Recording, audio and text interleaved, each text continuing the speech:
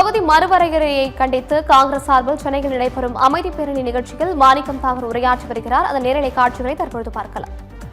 நாங்க அவங்க மேல இருந்து அழுத்தம் கொடுத்தாங்கிறத, அதாவது மோடி அரசை எதிர்த்து நிக்கிறதுல திரு விஜய் அவர்கள் அனைத்து கட்சிகளோட கம்யூனிஸ்ட் கட்சிகள், விடுதலை சிறுத்தைகள், முஸ்லீம் லீக், காங்கிரஸ் கட்சி, மறுமலர்ச்சி திராவிட முன்னேற்ற கழகம்னு எல்லா நாடாளுமன்ற 21 நாடாளுமன்ற உறுப்பினர்களையும் அழைச்சிருந்தாங்க.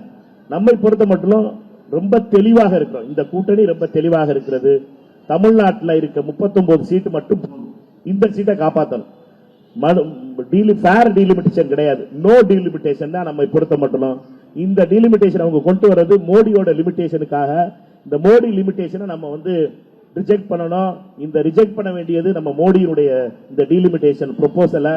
அது சீட்டு 50% கூட்டி கொடுக்கிறோம் சொல்றது பெரிய மோடி மஸ்தான் வேலை. அது ஏமாத்துறதுக்காக செய்யற வேலை.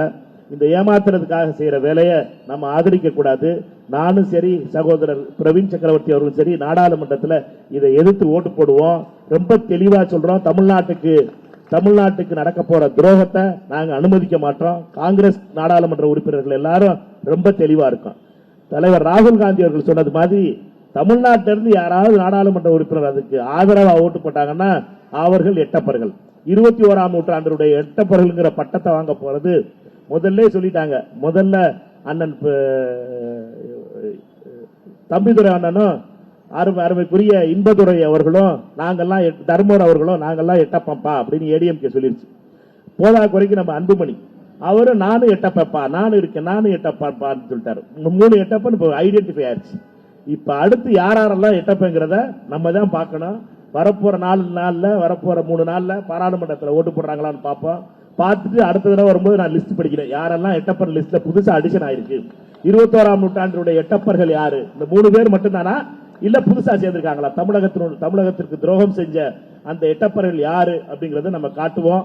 நம்மை பொறுத்த மட்டும் எல்லாரும் தெளிவா இருக்கோம். நம்முடைய நேற்று நடந்த கூட்டத்தில் இருந்த 20 நாடாளுமன்ற உறுப்பினர்களும் ஒரு நாடாளுமன்ற உறுப்பினர் கூட நாங்க அந்த சட்டத்தை வரவிட மாட்டோம், தொடர்ந்து போராடுவோம், அதற்கு எதிர்ப்பாக வாக்களிப்போம் என்பதை மட்டும் திரும்ப தெளிவாக சொல்லிக்கிறோம். நானும் சகோதரர் பிரவீன் சக்கரவர்த்தி அவர்களும் அவர் மாநிலங்களவையிலும் நான் மக்களவையிலும் யாரெல்லாம் இதுக்கு ஆதரவா ஓட்டு போடுறாங்க உங்கள்கிட்ட பார்த்துட்டு அவசியம் சொல்லுவோம். யாரெல்லாம் தமிழ்நாட்டுக்கு துரோகம் பண்ணாங்க, யாரெல்லாம் இந்த துரோகத்தை நடக்கிறதுக்கு அதற்காக கூட இருந்து மோடிக்கும் அமித்ஷாவுக்கும் இந்த துரோகத்துல பங்கு பெற்றார்கள் என்பதை ஊருக்கு தெரிய வைப்போம்.